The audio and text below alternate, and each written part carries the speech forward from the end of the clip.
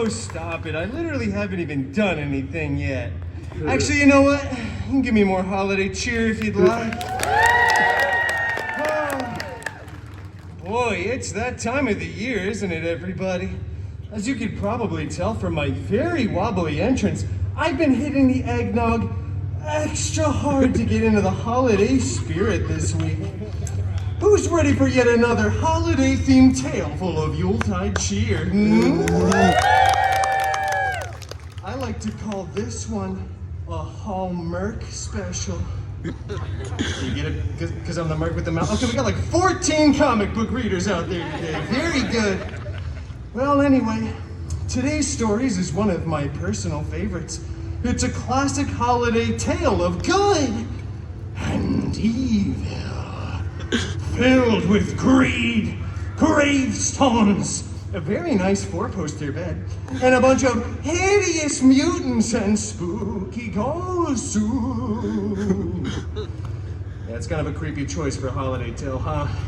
Probably should have done this one in October. But you know what? We're already gathered here right now, and this is the specific story that they're paying me to do on the schedule, so let's get on with it, shall we? Does everyone like my little Merc on the woodwork over here, by the way? Thank you. Someone can appreciate it. Thank you. I'm pretty much just leaving him for myself to find because no one will play with me, but it's fine. I like playing with myself. Anyway, for today's story, we travel back in time, all the way back to jolly old England. Yeah, that's right. A couple fans of England over there. For a jolly holiday tale written by Sir Mr. Charles Xavier Dickens. And it's brought to you by Disney Plus. That was pathetic. Do you guys even want me to get a holiday bonus this year? I said Disney Plus! Oh, that was so genuine and unprompted. Thank you, everybody. That's right. Disney Plus is paying to keep little old story time around for the holidays. Finally, a streaming service that understands quality content. That's right, I'm Deadpool, and you're watching Disney Plus. Yeah, my millennials love that little move, huh? Okay. Well, now that I feel extra dirty from the pandering segment of this performance, let's get to the actual scheduled story, shall we? This is very exciting for me, by the way. Getting to sink my teeth into something as holly and jolly as a festive seasonal tale. It's rare that I get to read something filled with so much hope, happiness, goodwill, and positive messaging. Well, anywho, stave 1, line 1. Marley was dead. Wow, that is a very dark start to begin with. That is legitimately the first line of the story. I don't think Disney Plus actually signed up for all of that. Let me just skip ahead to the less morbid parts. Let's see here. Okay, let's see. Dead as a doornail, dead beyond belief, dead beyond a Thanos snap. Oh, here we go. Here's a very nice, uplifting, and joyous sentence. The meanest old curmudgeon in all of London town was a vile, ugly, hairy, smelly, prickly, miserly old brute by the name Loganizer Scrooge. Oh, Scroogey really did not like the holidays, let me tell you. Always went around saying, bah humbug, bub, crikey. Yeah, whatever that's supposed to mean, I don't know either.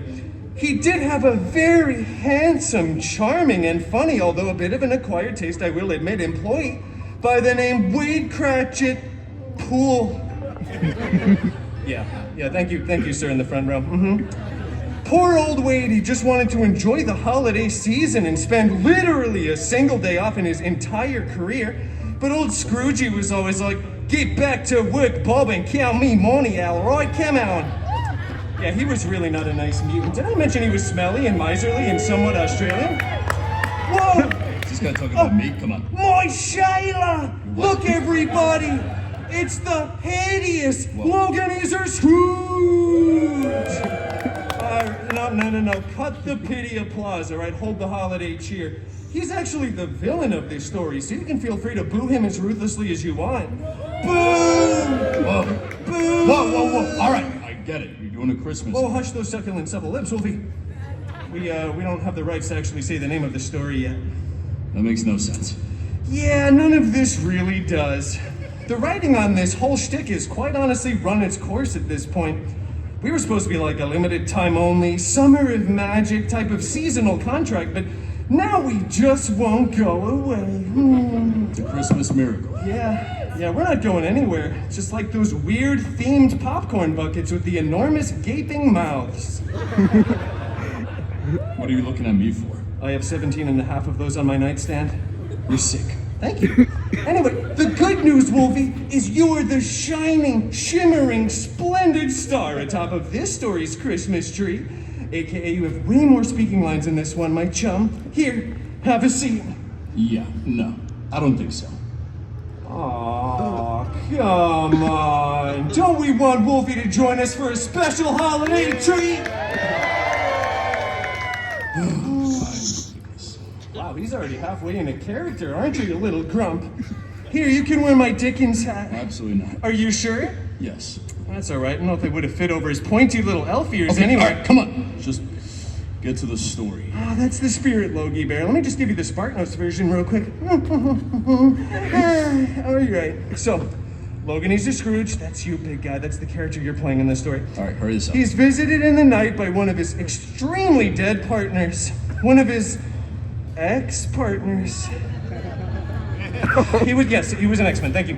And he tells him that he'll be visited in the night by 3 ghosts who will help fill him up with the Christmas spirit, and once he does that, why you're so strong, he will learn the error of his ways, and there'll be so much magic and... I'm aware of the story, all right? The first ghost tells Scrooge he needs to learn to accept the past. The next ghost tells him that he needs... Whoa, easy there, my little sugar plum chum. We've got a few minutes to fill here, all right? Let's kind of draw this out a little bit. We have a minimum time requirement for these shows. Sure, the first ghost shows Scroogey his sad past, his sad origins, if you will. Watch it. I will. And then the ghost of Christmas present shows up, and wow, it's just this giant, child-minded figure, way larger than a normal man should be, with a body made completely out of metal and a very obnoxious Russian accent. Sounded a little something like this. Loganizar Scrooge. It's a terrible Colossus impression. Oh, thank you. Gaze upon the Cratchit family and see your shame. Seriously, just look at all that shame out there. Yeah, I see the shame right here. Oh, wow, thank you for noticing. He shows them a picture of a beautiful Cratchit Pool family living in a small but humble studio apartment off of Pico and Crenshaw. Blind Al was there, Dog Pool, and tiny little Peter Pool, who was obviously sickeningly ill and leaning on a small crutch. He could barely get by on the meager salary that Wade's boss had given him. Bah humbug. Right? Is that what you want me to say? No, that's the right line, big guy. You're just 2.5 pages late. Come on, Peanuts, you gotta hit your cues. All right, You're already halfway through your character development arc at this point. Okay, I'm getting bored. Can we just keep this going? Come on. Wait. You must gaze upon this poor, sad family and finally feel a true emotion. A single tear begins to trickle down your chiseled, mewing jawline. Come on. Soaking into your luscious, homegrown mutton chops. This is a holiday tale. Yeah, it's kind of dark, huh?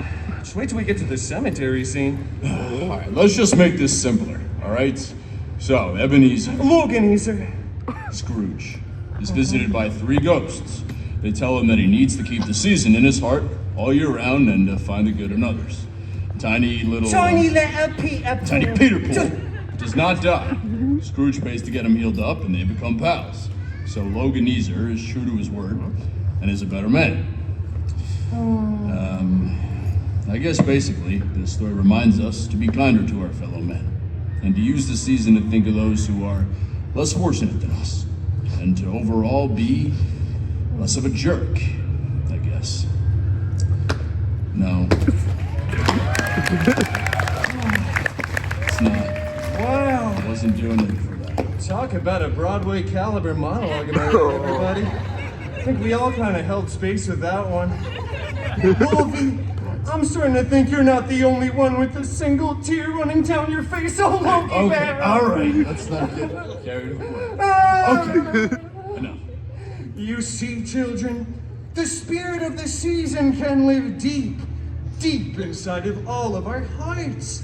Even an old, and I really do mean old, miserly, furry, ugly. Even old Logie Bear can have a soft spot in his heart. Told you not to call me that. Oh, this is my favorite part of the story, everybody. What? And then, What are you doing? tiny little Peter Pooh All right, get up. Come on. begins to waddle over on his newly refurbished This legs. is not necessary. He grips onto All right. Scrooge's, wow, very muscular inner thigh muscles, and exclaims for all to hear, "Oh God of thunder, bless us, everyone!" Everyone start cheering so I can stay in this position. No.